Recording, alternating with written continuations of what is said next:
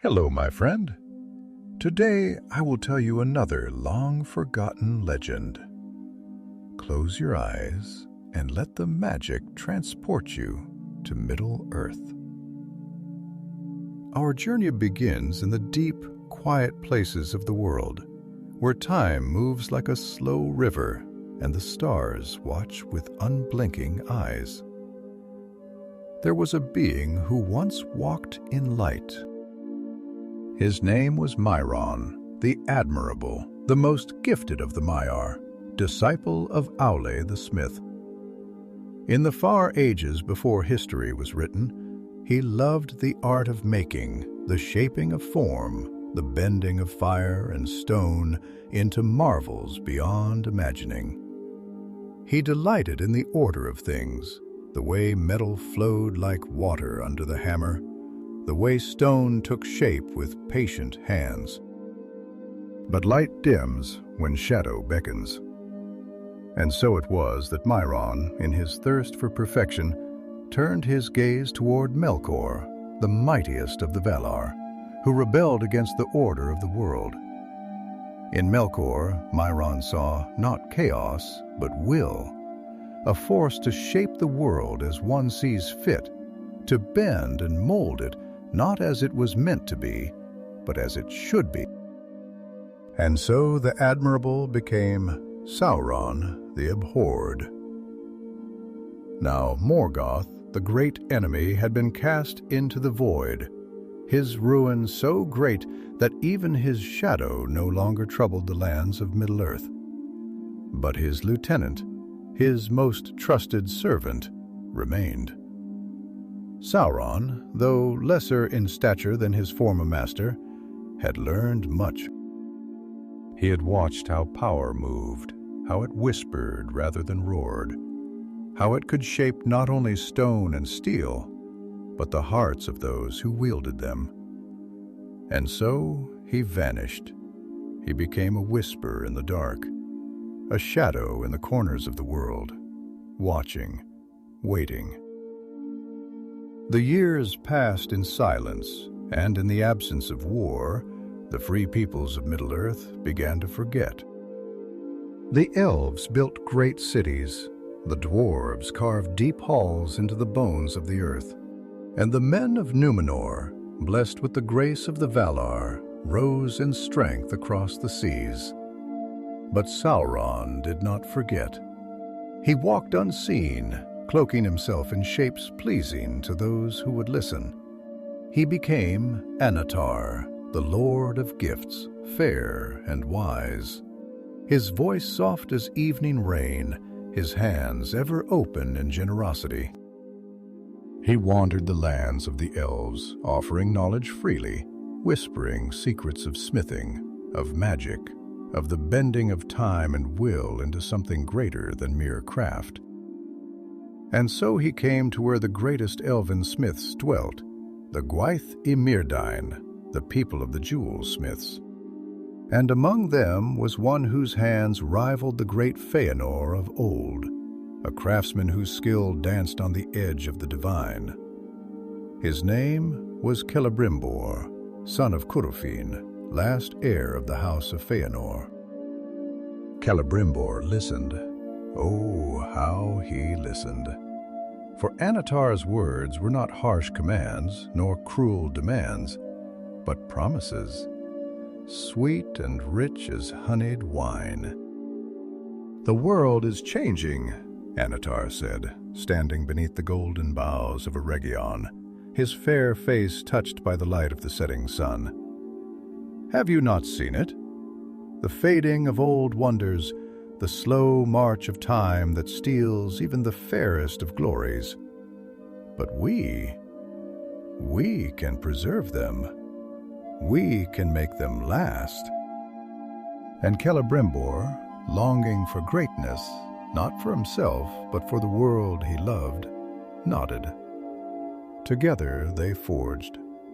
It was slow at first, the shaping of metals mixed with forgotten enchantments, the careful balance of art and sorcery. Annatar guided them, teaching them ways even the eldest of the elves had not known. Under his instruction, the smiths of Eregion created works of wonder. Swords that could never dull, shields that never shattered, jewels that shone with an inner light. But Annatar had greater plans. A single ring of power is crude, its force direct and unrefined, he mused one evening, his golden hair gleaming in the firelight of the forge. But many, many rings, each tuned to a different will, a different purpose. They would be a work of true mastery. And so the rings of power were conceived. First, they made lesser rings, experiments in craft and control, learning how power might be bound to gold and silver, how it might flow like water through the veins of the earth. These were practice pieces scattered across the ages, some lost, some still slumbering in forgotten hoards. Then came the greater works, the rings that would change the fate of Middle-earth. 9 for the kings of men, whose hearts were ambitious and proud, ever longing for dominion over death itself. 7 for the lords of the Dwarves, whose hands hoarded wealth and delved deep, seeking treasures in the dark. And at last, 3 for the Elves, the fairest and mightiest of the rings. Celebrimbor forged these alone in secret, pouring all his heart into their making. Vilya, Nenya, and Narya, rings of air, water, and fire. They would not dominate nor control, but preserve all that was bright and beautiful, a counterforce to time's slow decay. Annatar praised them, his voice thick with admiration. He ran his fingers over the delicate engravings, smiling, but he did not touch them, for these were not truly his. There was still one more ring to be made, and in the depths of Mount Doom, in the smoldering heart of Orodruin, Sauron worked alone.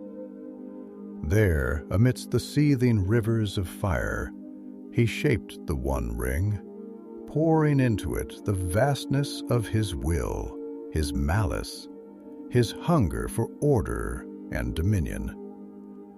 With each word of binding, his spirit fused into the metal, a tether invisible, yet inescapable.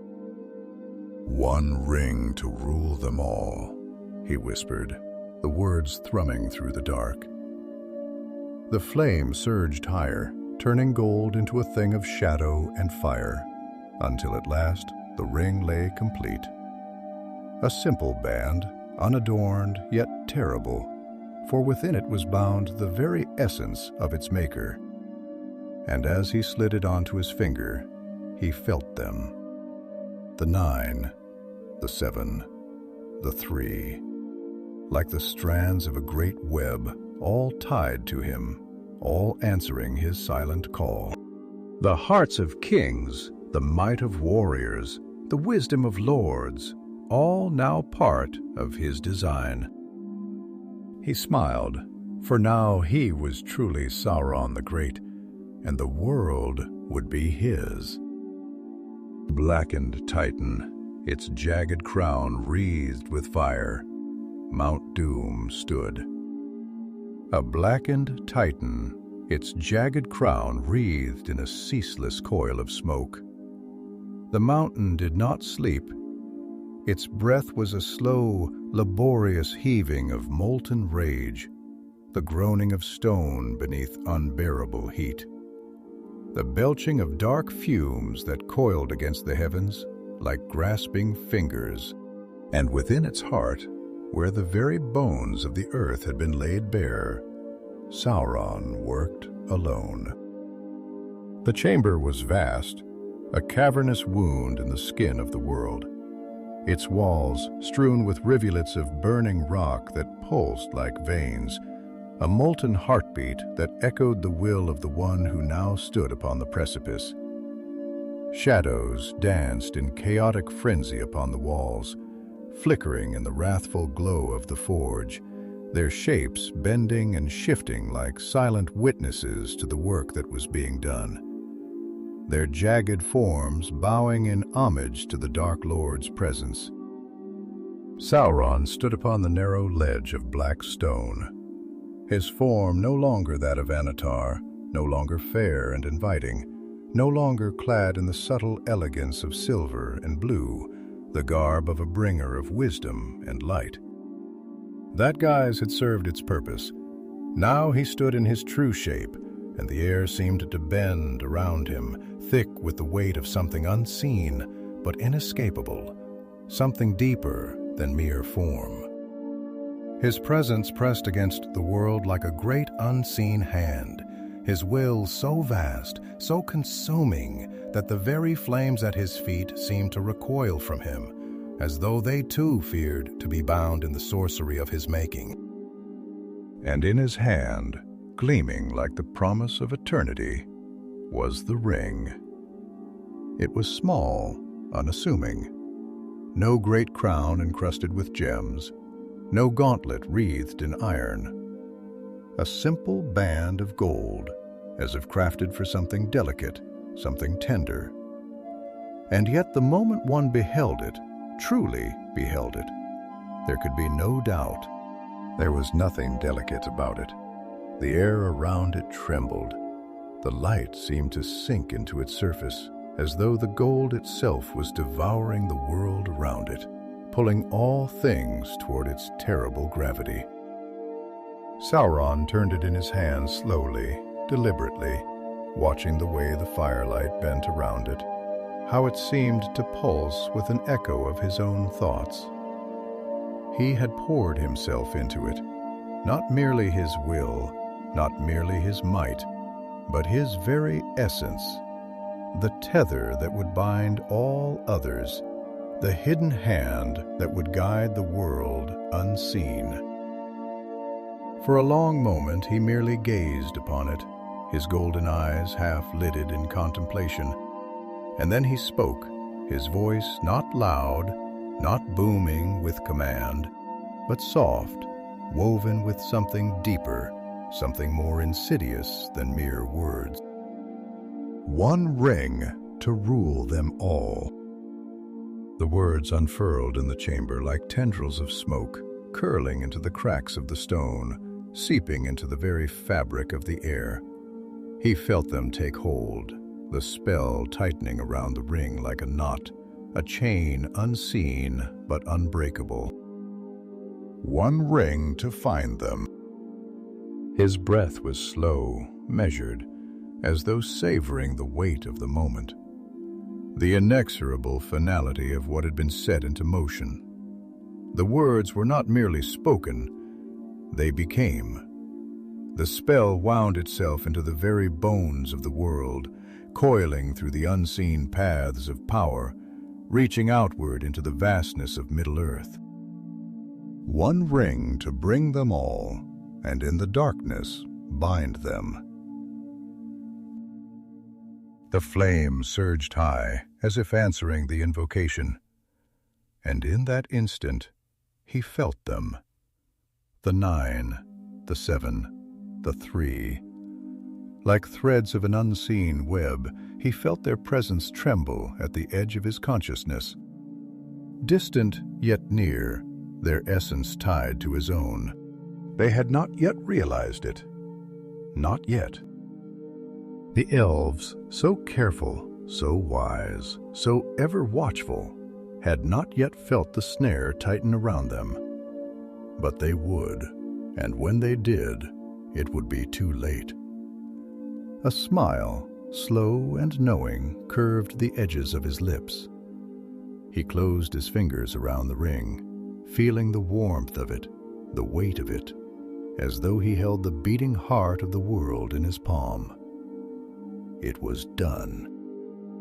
He lifted his gaze, and his golden eyes, like embers burning beneath a layer of smoldering ash, turned toward the unseen horizon beyond the cavern walls. Far from this place, beyond the barren wastes of Mordor, past the silent sentinels of the mountains, across the green hills and golden forests of Middle-earth. The rings now lay in waiting upon the fingers of those who would soon come to know the price of power. And he would come for them. The air stirred a breath of something nameless, something inevitable. The world would know his name. Far away in the golden halls of Eregion, Celebrimbor stood upon the balcony of his forge, his gaze turned toward the darkening sky. The air was sweet with the scent of autumn, the leaves turning in great golden swaths across the distant hills, their color deep as burnished flame. The river below whispered in its endless journey, the gentle lapping of water against stone, weaving a song older than time, a melody of peace and continuity. But he felt it, a shift in the air, a whisper in the very marrow of the earth, a tremor that ran beneath the surface of all things, subtle yet undeniable. It was like the moment before a storm breaks, when the wind pauses, when the world seems to inhale, waiting. He turned his hands over, studying them in the fading light. Upon one finger rested a ring, Vilya, the ring of air, its sapphire gleaming with an inner light. He had forged it with all the wisdom he possessed, with all the knowledge Annatar had bestowed upon him. And yet, something was wrong. He closed his fingers around it, pressing it against his palm as though he might still the unease stirring within him. The other two rings, Nenya and Narya, lay with those who would keep them safe, their purpose pure, their power untainted. But something unseen now touched them, a whisper at the edge of the mind, a presence neither light nor shadow, but something deeper, something binding. Celebrimbor exhaled slowly, steadying himself. He had learned much under Annatar's tutelage, far more than he had ever dreamed possible. The rings were the pinnacle of elven craft, the triumph of preservation, of defying the slow decay of the world. And yet, the moment he had set the last one upon his finger, he had felt it, a shadow, distant but reaching like the first fingers of dusk creeping over the horizon. His mind turned unbidden to Annatar, the fair stranger who had come to Eregion, bearing gifts of knowledge and art, who had spoken with such wisdom, such passion, of preserving all that was good and beautiful. And for the first time, doubt took root in Celebrimbor's heart. A wind stirred the trees, the golden leaves whispering like voices from ages past. The world was changing, and though he did not yet understand why, Celebrimbor knew one thing: a great deception had begun. The air in Eregion was heavy with the scent of autumn, thick with the perfume of golden leaves crisping upon the branches, the damp fragrance of earth and river mingling with the lingering warmth of the sun. Twilight had begun its slow descent, stretching shadows long across the city of the Gwaith-i-Mírdain, the halls of the jewelsmiths, where silver light caught upon marble columns and pools of water reflected the first glimmer of stars. It was a land of beauty untouched by time's cruel hand, a sanctuary of elven craft, where hands guided fire and metal into wonders beyond mortal reckoning. And at its heart, standing atop the high terrace of his forge, Celebrimbor gazed out upon his home, a frown furrowing the smoothness of his brow, his hands tightening upon the stone railing, as a slow unease coiled within him like mist rising upon the Bruinen River at dawn. It had been days since the completion of the 3 rings, days since he had set them upon his hand and felt the first stirrings of something unspoken, an echo upon the wind, a whisper just beyond the edges of his mind. At first it had been a fleeting thing, a mere trick of the senses, a ghost of his own exhaustion after long nights in the forge. But as the days passed, the feeling had not faded. It had deepened, thickened, woven itself into his thoughts like strands of thread upon a loom, a pattern taking shape, though he could not yet discern its purpose. And now, standing here, as the light of the world softened into dusk, he could no longer deny the truth. Something had changed. He turned the ring upon his finger, the sapphire of Vilya gleaming with an inner radiance cold and clear as the sky upon a winter's eve. It was a thing of purity, of preservation, a work meant not to dominate, but to protect, to hold back the slow decay of time, to shelter what was fair from the inevitable touch of ruin. He had made it with all the skill he possessed, with all the wisdom he had been granted, with the teachings of Annatar, the giver of gifts, woven into its very making. And yet, the moment he had placed it upon his hand, he had felt something.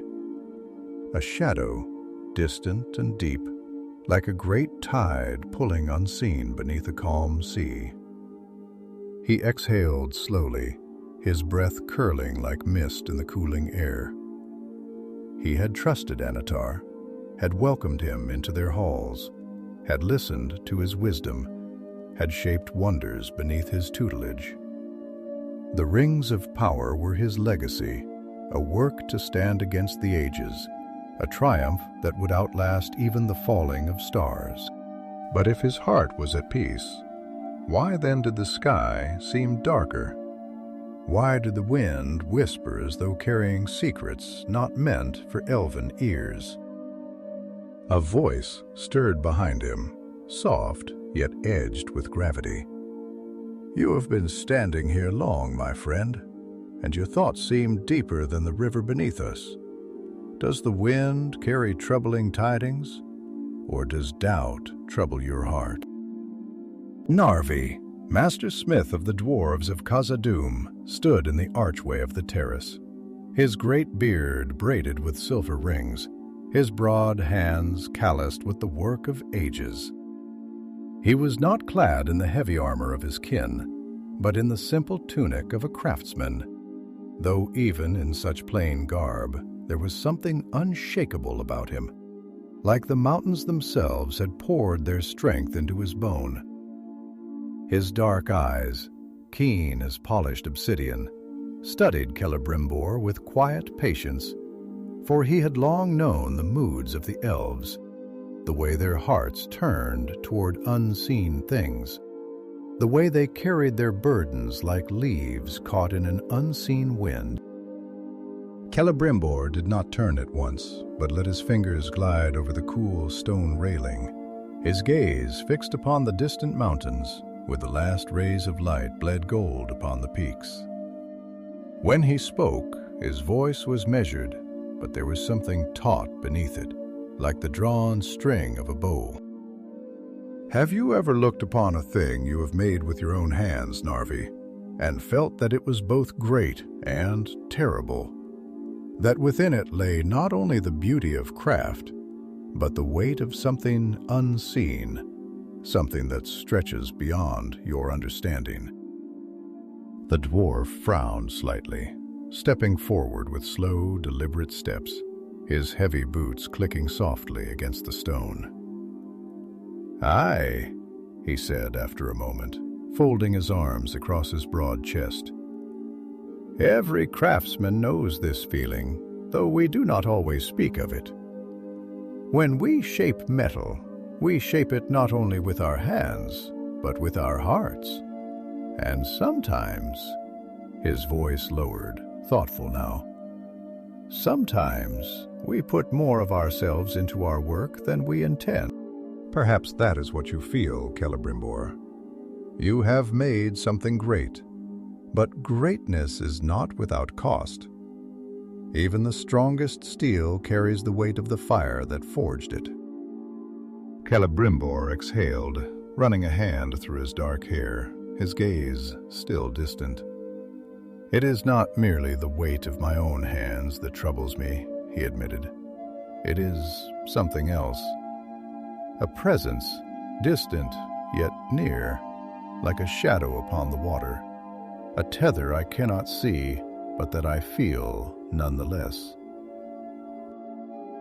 Narvi was silent for a long moment, his brow furrowed in thought. Then, with a sigh, he stepped beside Celebrimbor and leaned upon the railing, gazing out into the deepening twilight. "You speak as if something binds you, yet you do not see the chain," he said at last. "That is a troubling thing, my friend. If you suspect that a shadow lurks within your work, then you must seek the light that will cast it away. There is no forge that cannot be undone, no craft so perfect that it cannot be questioned. You are Celebrimbor, son of Curufin, heir of Feanor. You are not a man who walks blindly in the dark." Celebrimbor exhaled sharply, forcing his fingers to unclench from the table's edge, forcing himself to push back against the growing tide of dread that threatened to drown him. He could not afford fear, not now. There was still time, not much, but enough. He had sent word to Elrond, had sent word to Gil-galad, had sent warnings to the wise, those who might yet stand against what was to come. He could not undo what had been wrought, could not turn back the hands of time to unmake his mistake, but he could act. He could still sever what could be severed, still hide what could be hidden. Still, the thought died in his mind, replaced by a slow, creeping chill. The air in the chamber shifted. Not a sound, not a movement, but something deeper, something wrong. As though the space itself had trembled, as though the fabric of the world had bent ever so slightly, just enough to make the skin crawl, to make the breath catch in the throat, to make the mind hesitate in primal, instinctive warning. He straightened slowly, his heartbeat hammering in his chest, his ears straining against the silence. And then, "Celebrimbor." The voice was soft, too soft. Not a whisper, not an echo, not something spoken aloud. Yet it was there, pressing against the edges of his mind, curling around his thoughts like smoke, wrapping around his senses, with a presence that was neither near nor far, neither seen nor unseen, yet utterly inescapable. He closed his eyes, gripping the edge of the table, forcing his breathing to steady. "You feel it, do you not?" The voice was smooth as polished glass, deep and measured, every syllable precise, every intonation deliberate. It was not angry, it was not cruel, and yet it held something far worse than wrath or malice. It held certainty. "You know now what you have done.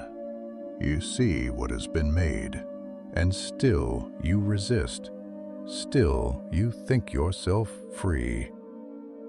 Celebrimbor's jaw tightened.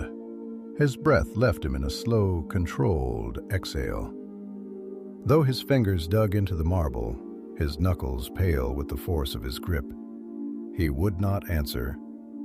He would not give voice to what lurked at the edges of his thoughts, would not let it in. A quiet chuckle, low, amused, patient. "Do not fear, son of Curufin. I do not come to you in anger. There is no need for fear between us. After all, we are bound together now, are we not?" A tremor ran through Celebrimbor's frame, though he did not move, did not falter, did not let the words break him. But the presence did not withdraw. It pressed deeper, closer into him, into the very core of his being. Not as an invader, not as a thief, but as something that belonged there, something that had always belonged there, something he had carried unknowingly all this time. "You feel it," the voice murmured, softer now, almost gentle. "You have always felt it, the tether, the bond, the truth you did not wish to see. But you see it now, do you not?" Celebrimbor forced his eyes open, staring at the rings before him. His heart thundered in his chest. "No." The voice was barely his own, barely more than a whisper, but it was his. A pause, a beat of silence, and then, "No." The voice was not angry, not cruel, but there was something in it now, something vast, something amused, but infinitely, terribly patient. "Oh, but you do see it. You cannot unsee it now. You understand better than any of your kind, better than any who came before you. You know what power truly is. It is not strength of arm, nor the sharpness of steel, not the fleeting grasp of kings, nor the empty crowns of fading lords. Power is not taken, it is woven, it is bound. And you, Master Smith, you have forged a power greater than any who came before you. Do you not see it? You have created my greatest work." Celebrimbor closed his eyes, his breath ragged, his thoughts spiraling, twisting upon themselves. "You cannot unmake it." The words were final, spoken with such quiet certainty that they sent a shudder through the very walls of the chamber, as though the stone itself acknowledged their truth. "You cannot unbind what has already been woven. The moment you shaped them, the moment you laid the spell upon the molten gold, the moment you called upon the power that was given freely to you, you chose. The rings are mine, Celebrimbor. They have always been mine. And now, so are you." A whisper of something unseen, something vast, something unfathomable coiling around him, through the very magic that had shaped the rings, through the very air he breathed. "It is done." Celebrimbor gasped, staggering backward, his chest rising and falling in sharp, uneven breaths, his pulse hammering so violently he thought it might break him. The chamber was the same. The world had not changed, and yet he knew he had lost. And far away in the depths of Barad-dûr, Sauron opened his eyes, his golden gaze gleaming in the darkness, and he smiled. The binding was complete. No wind stirred the golden leaves of the Malorn trees. No whisper of birdsong broke the suffocating hush that had fallen over the once bright halls of Ost and Edel.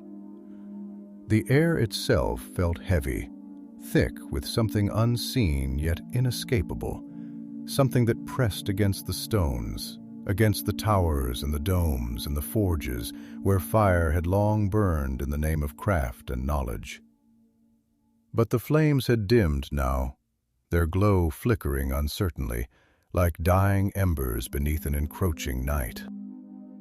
And in the heart of it all, Celebrimbor stood motionless, unbreathing, staring at the rings of power as if they were strangers to him, as if they were not the work of his own hands, as if they were something ancient and unknowable, something carved from the marrow of the world itself. His fingers trembled where they hovered over the polished gold, over the gleaming gemstones that still pulsed with their own inner radiance. But now he could feel it beneath the beauty, beneath the enchantments that he had woven with all his heart and all his skill. A thread, thin yet unbreakable, invisible yet absolute, pulling, binding, whispering. It was a chain, and it did not belong to him. The breath that left his lips was slow, hollow, weighted with the shattering of a truth he had known but refused to name. He had spent years shaping these rings, had poured himself into them, had forged them not for dominion, not for conquest, but for preservation, for the defiance of time, for the keeping of all that was fair in the world. And yet, even as he had worked, even as he had labored beneath the guiding voice of Annatar, there had been another hand at the forge, unseen yet ever present, a will that had coiled itself into the very metal, into the very spellwork, a will that had waited, and now it had awakened. The whisper came again, curling through his mind like a serpent winding through the roots of a dying tree, soft and inescapable, neither loud nor cruel, but something far worse, assured. You see now, do you not? Celebrimbor did not move, did not speak, but his heart pounded against his ribs like a hammer striking an anvil, a rhythm that had no place in the stillness that surrounded him. You have always known in the depths of your heart. You have felt it, even as your hands shaped them, even as you spoke the incantations, even as you called upon the powers that were granted so freely to you. There was a shadow, was there not? A weight beneath the light, a whisper beneath the song, and yet you would not listen. His eyes burned, his throat clenched. He forced himself to breathe. You thought yourself their master. You thought yourself their creator. But nothing is made that does not bear the mark of its maker. And you were not alone in the forging. The words wound through his mind like a slow, tightening noose. Not shouted, not forced, but spoken with the terrible patience of inevitability, the certainty of a tide that no shore could resist. You cannot sever what has already been woven.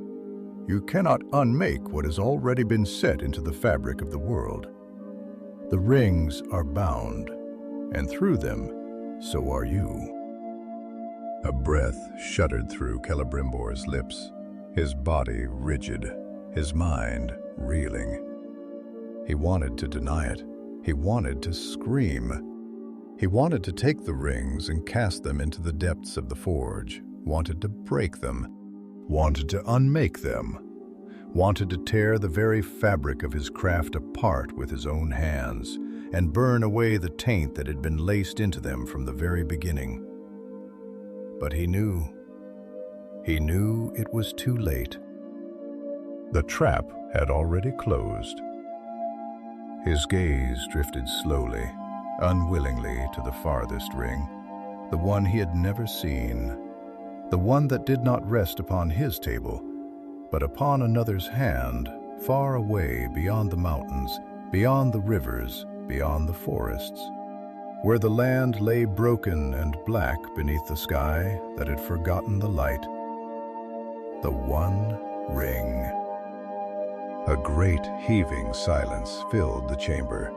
The flames flickered, the air pressed close, and then a pulse.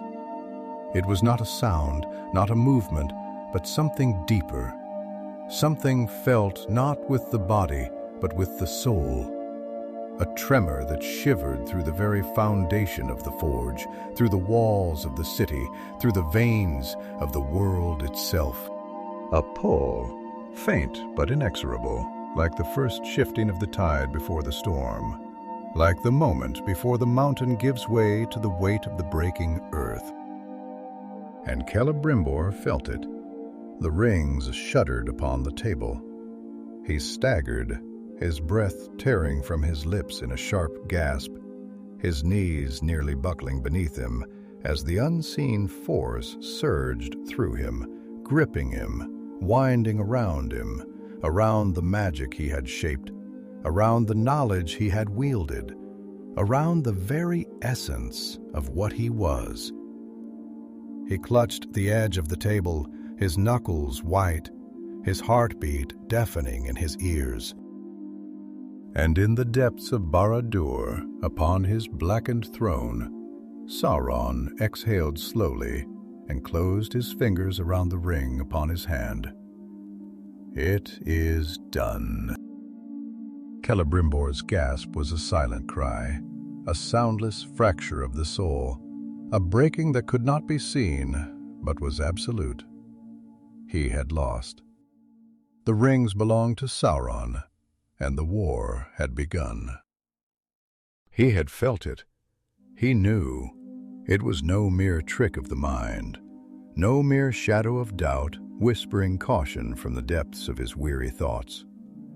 It was real, a presence woven into the very magic of the rings. A will not his own. A voice unheard, yet pressing against the edges of his soul, seeking, searching, waiting.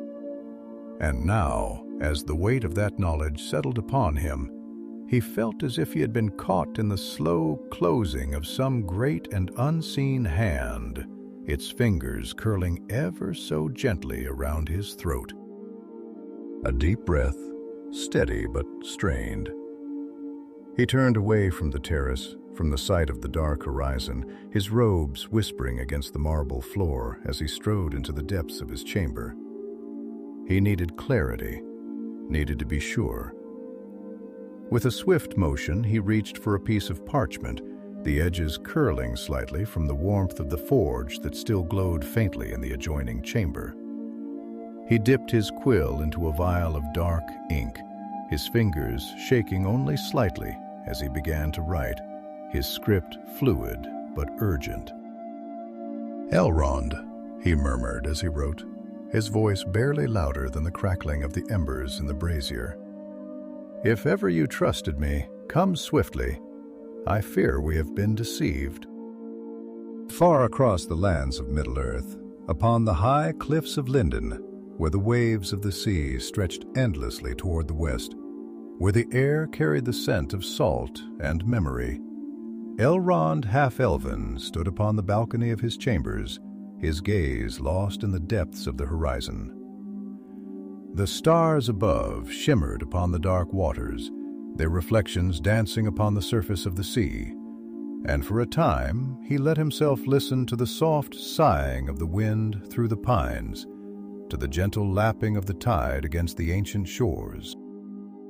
This was a land of peace, a land untouched by war, where the burden of the past seemed lighter, where the hands of the Eldar still held their mastery, shaping the land, the rivers, the towers, with all the grace of those who had once dwelled in Valinor. And yet something stirred. It was subtle, like the shifting of the air before a storm, like the quiet before the first crack of thunder. A sense of unease had settled in his mind, faint yet persistent, like a whisper of breath against the nape of the neck. He did not know its source, but he felt it deep within the marrow of his bones. It was the same feeling he had known before great calamities, the same shiver that had run through him before the fall of Gondolin, before the flames of war had consumed Beleriand, before all that was fair had been sundered beneath the weight of shadow. A soft knock upon the door drew him from his thoughts, and he turned, his robes catching the cool light of the lanterns as he stepped forward. When he opened the door, a young elven scribe bowed slightly, his expression grave, his hands outstretched with a single parchment. The seal of Celebrimbor pressed into the wax. "This arrived from Eregion only moments ago, my lord," the scribe murmured, his voice carefully measured. Elrond took the letter without hesitation, breaking the seal with a single motion, his eyes scanning the words, his heartbeat slowing, then quickening, then slowing again as the weight of what he read settled over him. He had feared this. He had known this. With a slow exhale, he lifted his gaze, his fingers tightening slightly around the parchment. "Summon my horse," he said quietly. "We ride before the dawn." And far away, beneath the shadowed vaults of Barad-dûr, where the very air seemed to tremble with the weight of malice, Sauron stood upon his black throne, the dim glow of the forge casting flickering light upon the polished surface of his armor, upon the cruel inlaid runes that glowed faintly with power. He did not need to speak, did not need to move, for he had felt it. The moment of recognition, the moment of understanding that had taken root within Celebrimbor, the moment where doubt had transformed into certainty, where suspicion had given way to fear.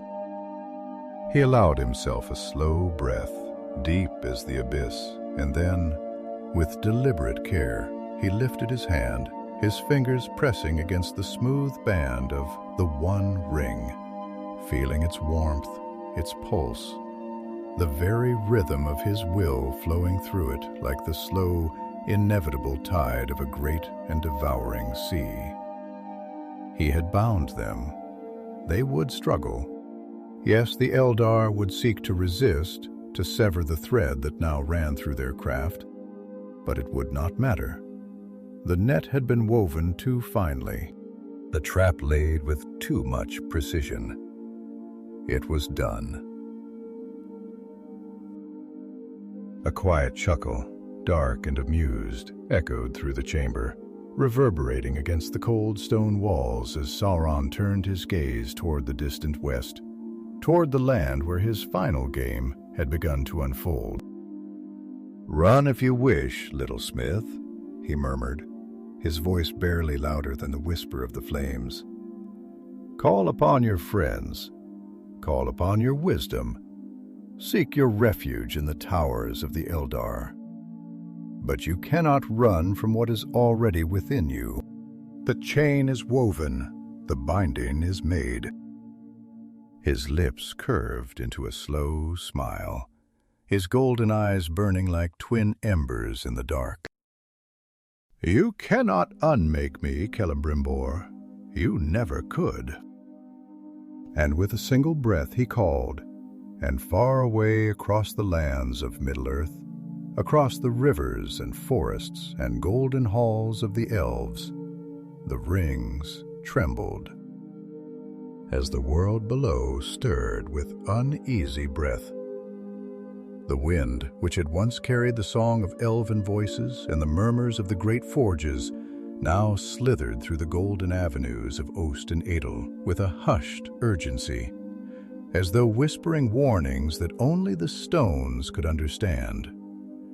It brushed against the tall spires and domed halls, through the courtyards where fountains once danced with silver light, now eerily still, their waters trembling with something unseen.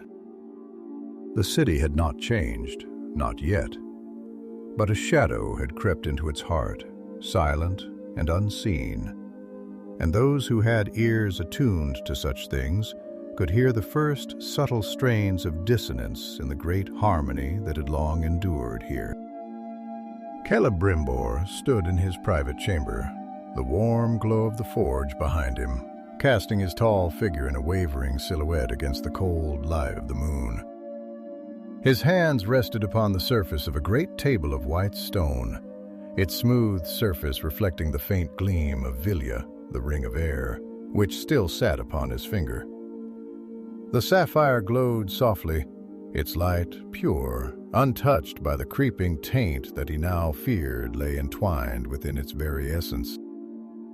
His mind was a storm of conflicting certainties, his heart a battlefield of war between pride and dread, between the love of his craft and the terrible realization that his masterpiece, his grandest work, was not entirely his own. For how could it be? The knowledge, the guidance, the very principles upon which the Rings of Power had been built had come from Annatar. And Annatar was not what he had claimed to be. The thought was a jagged knife twisting in his mind, a slow, agonizing realization that sent him pacing across the chamber, his fingers tightening into fists.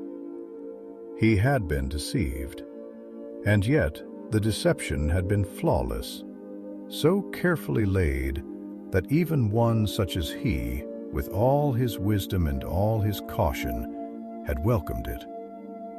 Annatar, fair and silver-tongued, patient and generous, offering knowledge not in force, not in arrogance, but with a careful, measured touch of one who understood the desires of the heart, the longings of the soul.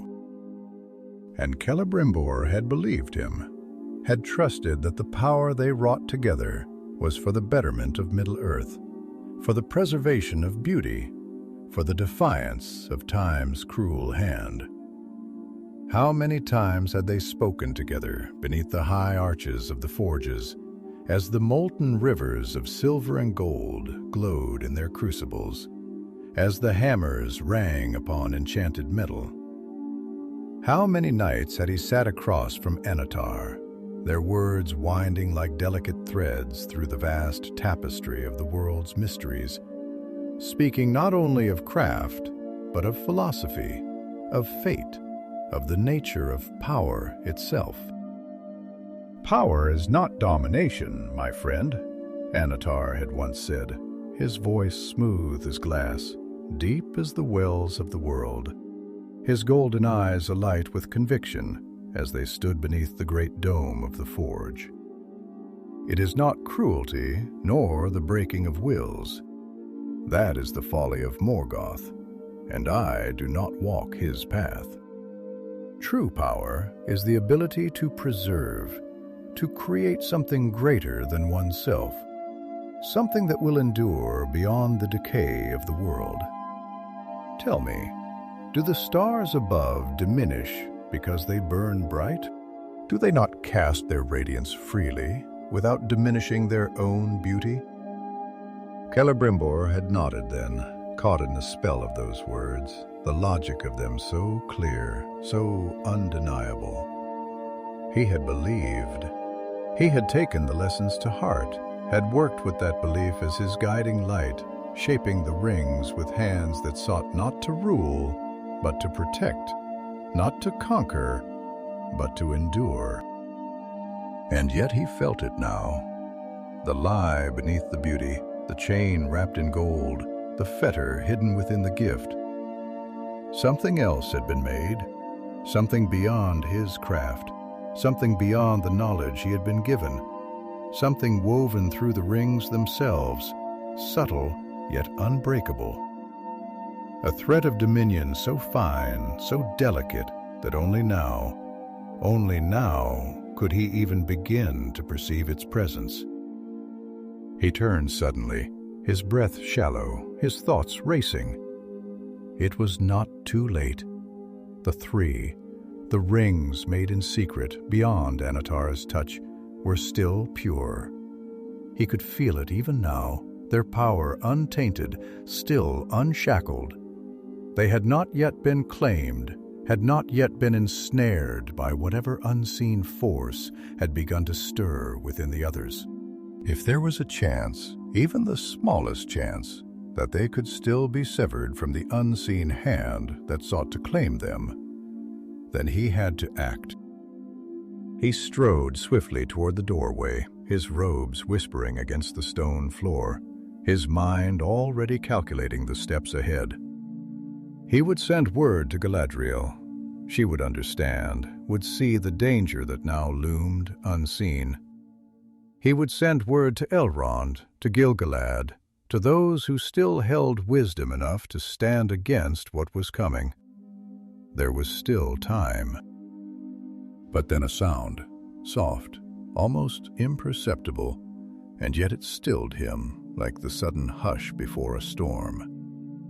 It was a whisper, not of wind, not of the murmuring trees beyond the terrace, but something deeper, something vast and unseen, like the slow shifting of great chains upon the unseen loom of the world. A presence, a will, immense and terrible, vast as the night sky, cold as the void beyond the stars. And it was watching him. Celebrimbor staggered, gripping the doorway as the air seemed to tighten around him, pressing against his skin like unseen hands, like fingers of shadow trailing down his spine.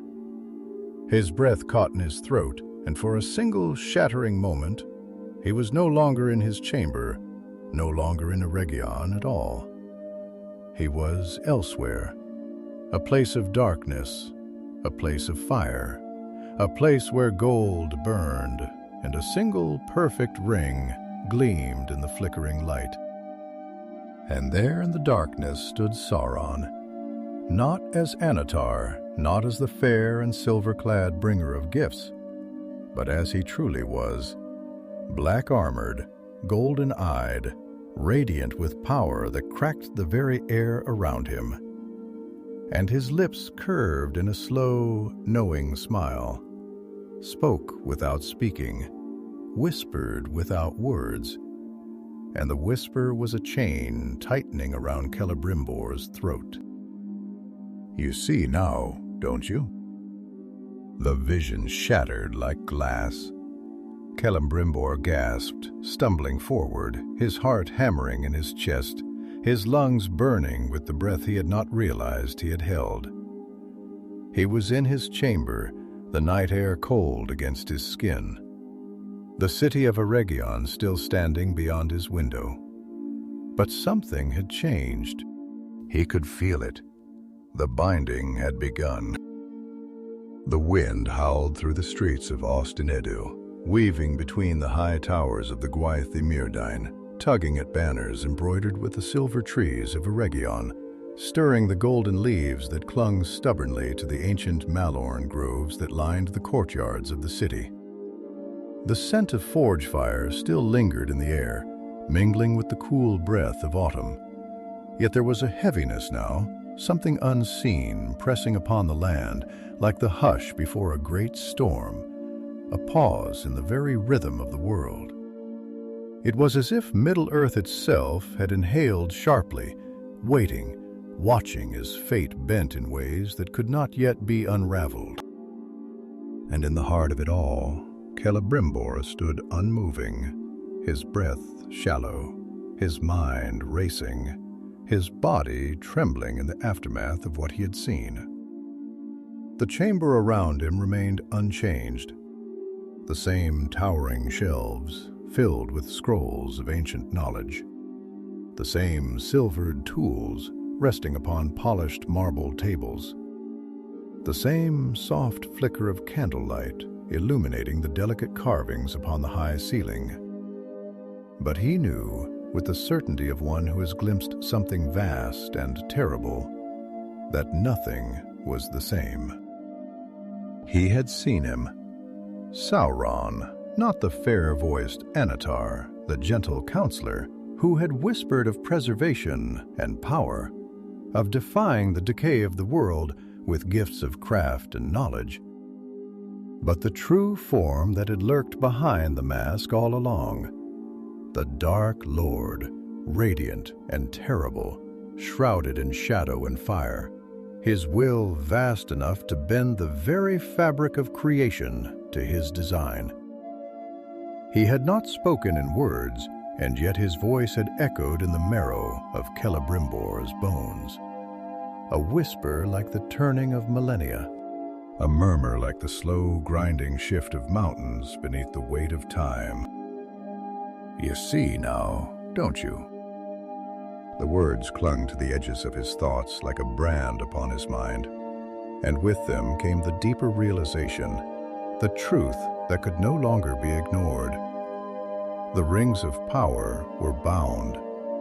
Bound not to him, not to the elves who had forged them, not even to Middle-earth itself, but to something greater, something far darker, something that had been waiting, patient and unseen beneath the golden light of Eregion's ambition. The three, though untouched by Sauron's hand, were still linked to the craft of the others, still caught in the web that had been spun around them.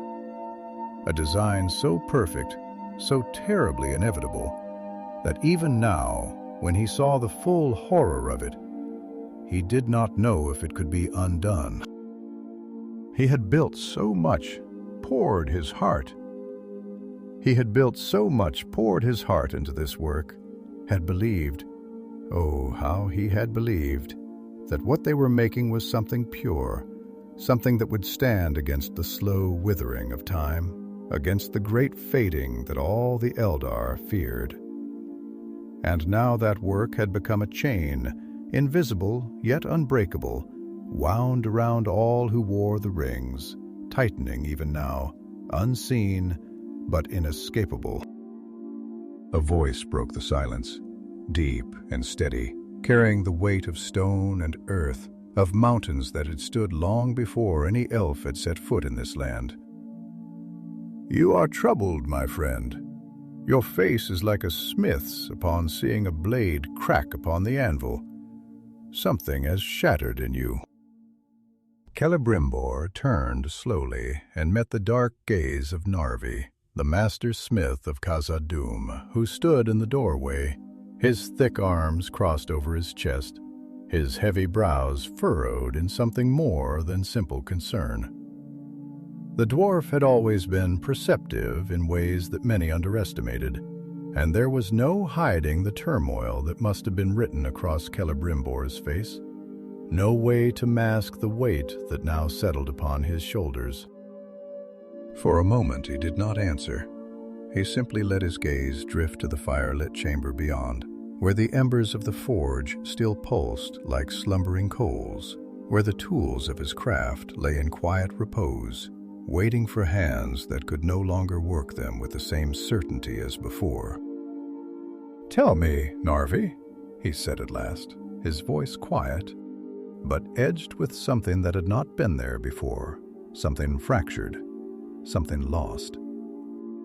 "What would you do if you realized that the greatest thing you had ever made, the thing in which you had poured all your skill, all your heart, all your very essence, was not truly yours? That it had been shaped by another's will without your knowing? That its very foundation was laid with chains you could not see?" The dwarf studied him for a long moment, his dark eyes sharp beneath his furrowed brow. And when he spoke, there was no jest in his voice, no lightness to soften the truth of his words. "Then I would take a hammer to it," Narvi said simply, his voice like the echo of a deep cavern, unwavering and certain. "If a thing is made with hidden chains, that is not a work of craft, but a work of slavery. And I would rather see my own forge reduced to ruin than let such a thing endure." Celebrimbor exhaled slowly, turning his gaze back to the rings, the delicate bands gleaming upon the marble table, each one a symbol of all he had sought to preserve, each one now a wound that could not be healed. The idea of destroying them, of unmaking all that had been wrought, was like asking him to carve out his own heart, to cast aside everything that had given meaning to his existence. But Narvi's words echoed in his mind, steady and immovable, like the foundation of the mountains themselves. Better to break something than let it break you. And yet, could they even be unmade? The forge had cooled, The gold had hardened. The enchantments had been set like the paths of stars long fixed in the heavens. Could the bindings be severed? Or had he and his folly already sealed his own fate? His fingers brushed over the cool surface of Vilja, and for the first time he felt not pride, not wonder, but fear, because he did not know the answer. And far away, across the vast expanse of Middle-earth, upon the blackened heights of Barad-dûr, Sauron stood beneath the wheeling stars, his golden eyes narrowing, his lips curling into a slow, knowing smile. He had felt it, the moment of doubt, the whisper of fear, the first crack in the fortress of Celebrimbor's mind. It was beginning, and soon there would be no choice left at all. The silence in Ostinethel had changed. It was no longer the gentle quiet of a city at rest, no longer the hush of evening falling upon the golden courtyards, nor the soft murmuring of leaves stirred by a passing breeze. It was deeper now, heavier, laden with a weight that pressed against the stones, against the very air itself, as though the land had sensed what was coming, as though the foundations of the world had begun to tremble beneath the slow tightening of an unseen noose. The sky above was vast and silver dark, the stars glimmering like distant watchfires, their light cold and indifferent, their ancient gaze unwavering as the fate of Eregion hung upon a precipice unseen but felt. And Celebrimbor, standing alone in the highest chamber of the forge hall, his hands braced upon the white marble table where the rings of power lay gleaming beneath the candlelight, felt the weight of that silence pressing into his very bones. The realization had fully settled now, cold as steel, unshakable as the mountain roots. He had not merely been deceived. He had been bound not in chains of iron or spell-woven cords, but in something far more insidious, something that had curled itself into the very fabric of his work, into the gold and mithril and enchanted gems of the rings he had so carefully, so lovingly crafted. He had thought himself their maker, had thought their power to be his. And yet, even now, as he stared at them, he felt the whisper of another will running through them, a current of power just beyond his reach, a presence that had always been there, waiting, unseen, and now awakening. And far away, across the barren lands of Mordor, Sauron had smiled. Celebrimbor turned then, finally meeting the dwarf's gaze, and for the first time he saw something in Narvi's eyes that he had not expected. Not certainty, not assurance, but concern. Dwarves did not speak lightly of such things, nor did they trouble themselves with the unseen burdens of elven hearts. And yet here was Narvi, his gaze steady, his words careful, as though he too had begun to sense that something was amiss. The wind stirred again, carrying with it the scent of the forges below, the rich perfume of burning coal and molten silver. And in that moment, something settled within Celebrimbor, something quiet yet unshakable. "You are right, Narvi," he said softly, though his voice carried weight. "If there is a shadow upon my work, I must be the one to uncover it. I will not stand idle. I will seek the truth." Narvi nodded once, his expression grim. "Then let us hope the truth does not find you first."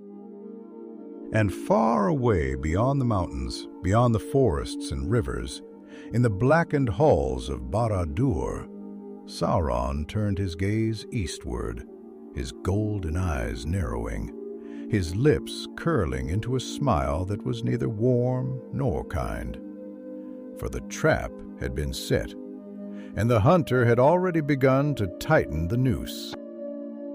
The night deepened over Eregion, stretching its vast and endless canopy of stars across the heavens, a tapestry woven in silver and shadow. The wind moved softly through the tall spires of the city, whispering through corridors of stone and marble, carrying with it the murmurs of hidden waters, the rustling of golden leaves that clung to the last vestiges of autumn's embrace. Far below the high terraces, the forges of the Gwaith-i-Mírdain still burned, their light flickering against the walls of the valley like the watchful eyes of some slumbering beast. A reminder that, while the world outside waned toward sleep, here in the halls of the elven smiths, the labor of craft was eternal.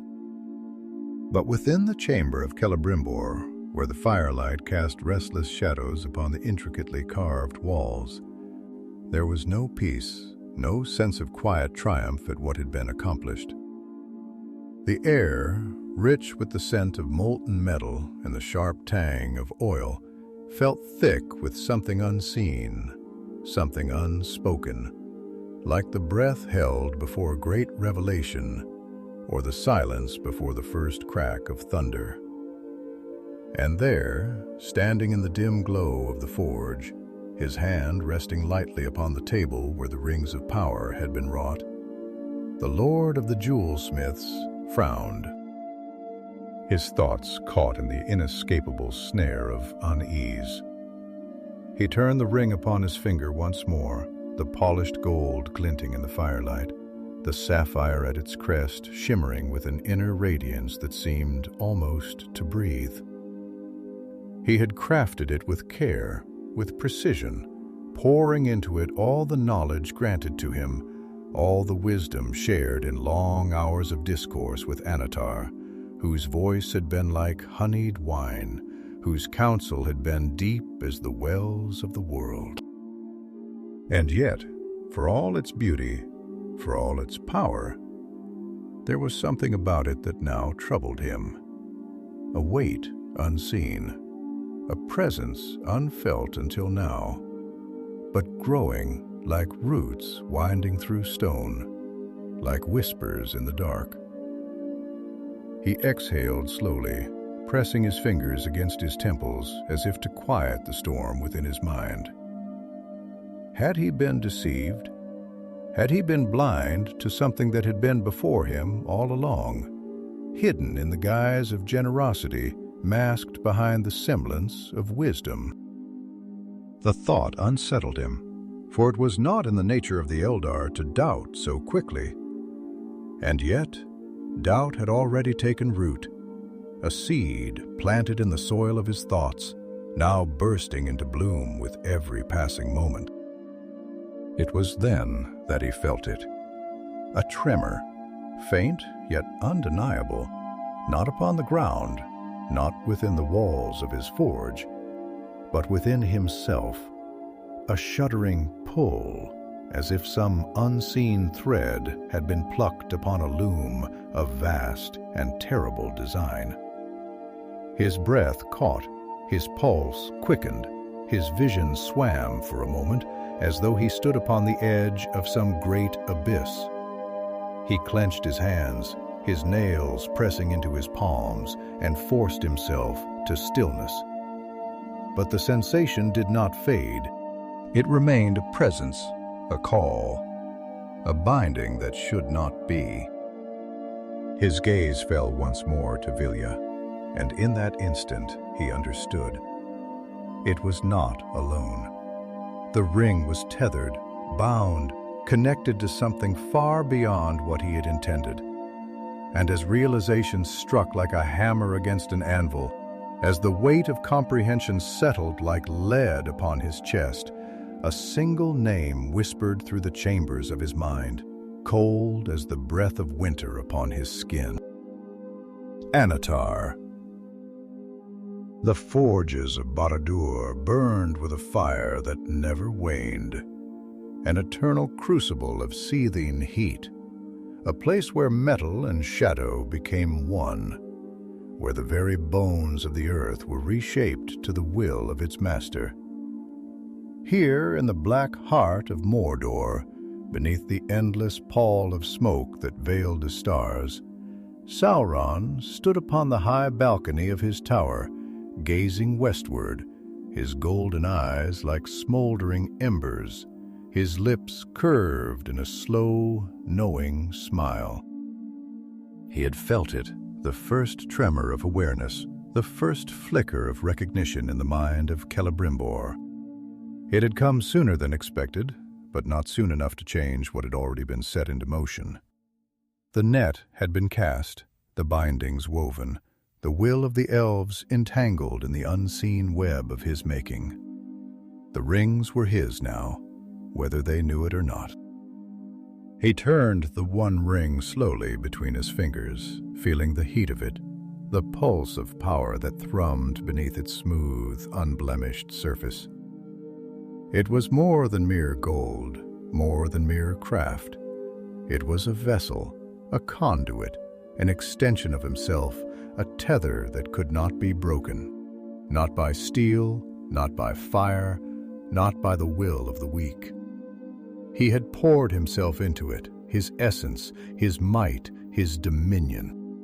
And now it sang to him, whispering with the voices of all the rings, calling them home, binding them in the darkness of his will. He let his eyes drift closed, reaching outward beyond the walls of his fortress, beyond the mountains and rivers and forests of the world, searching, feeling, listening. The nine were silent, their bearers unaware, their hearts already tilting toward the hunger they would not yet name. The seven were restless, their keepers cautious, but they would fall in time. And the three resisted.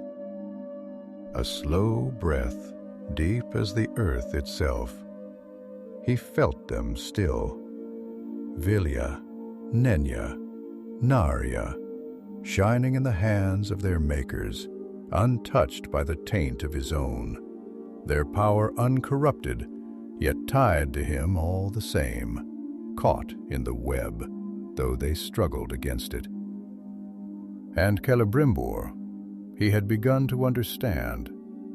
A flicker of amusement passed through him, a quiet satisfaction at the inevitability of it all. He had always known this moment would come, the moment when doubt would gnaw at the edges of the elven smith's mind, when the first whispers of betrayal would take root. But it was too late now. The trap had been set, and knowledge alone would not free him. "You see it now, don't you?" he murmured. Though no one stood beside him, though the only answer was the howling of the wind through the broken peaks of Gorgoroth, you feel it. The chain that you did not know was forged, the weight that you did not know you carried. You who sought to cheat the decay of the world, who wished to halt the turning of time. You who poured your heart into the making of your wonders. Did you truly believe that power would be given freely? That gifts come without price? He laughed then, a low, quiet sound, more a breath than a voice, but filled with something deep, something dark, something inevitable. You should have known, Celebrimbor. Nothing is made that does not bear the mark of its maker. And with a single thought, he tightened his grip upon the unseen threads that bound them. Far away across the vast expanse of Middle-earth, beneath the starlit sky of Eregion, Celebrimbor gasped. The halls of Eregion had always been filled with light, a radiance that seemed woven into the very stones of the city, as though the craftsmanship of the elves had drawn the warmth of the stars themselves into the walls, into the golden archways, into the silver-carved doorways, that led to chambers of endless knowledge. Here in the city of the Gwaith-i-Mírdain, time had seemed to stand still, as if the slow decay of the world beyond did not dare to touch the sanctuaries of the elven smiths. Even the air, scented with the ever-present perfume of burning oak and molten silver, carried a weightlessness to it, a sense of permanence, of security. Of the courtyards, rattling the lattice of the courtyards, rattling the lattice windows of the great forges, where once he had worked side by side with Annatar, with the one he had called friend. But now that name, once spoken with admiration, felt like a blade pressing against his throat, cold and treacherous. It lingered upon his tongue like something bitter, something sour, something that should never have been tasted at all. He closed his eyes, fingers tightening around the ring of air, feeling the cool press of its band against his skin, the weight of its sapphire like the gaze of some distant, silent watcher.